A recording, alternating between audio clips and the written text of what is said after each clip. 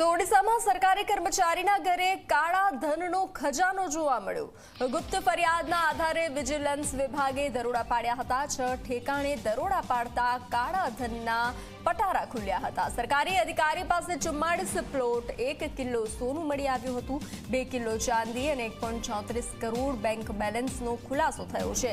તપાસમાં મળેલી ડાયરીમાં બેનામી વ્યવહારો પણ સામે આવ્યા છે। મહત્વનું છે કે એક સરકારી અધિકારી પાસે કેટલી સંપત્તિ હોય।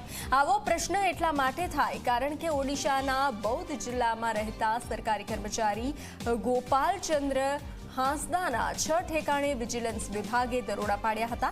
જેમાં 44 પ્લોટ, 1 કિલો સોનું, 2 કિલો ચાંદી અને 1.34 કરોડથી વધુ બેંક બેલેન્સ સામે આવ્યું છે। સાથે જ તપાસમાં 2.38 લાખ રોકડ અને એક ડાયરી પણ મળી આવી છે, જેમાં કથિત રીતે બેનામી સંપત્તિ લેવડ દેવડ નોંધ્યા હોવાનું સામે આવ્યું છે। ગોપાલચંદ્ર હાલ બૌદ્ધ આરટીઓ ઓફિસમાં એમવીઆઈ તરીકે ફરજ બજાવે છે। વર્ષ 1991થી સરકારી નોકરી કરતા ગોલાબચંદ પાસેથી મળેલા કાળા ધનને જોઈ અને દરોડા પાડવા આવેલી ટીમ પણ ચોંકી ઉઠી હતી।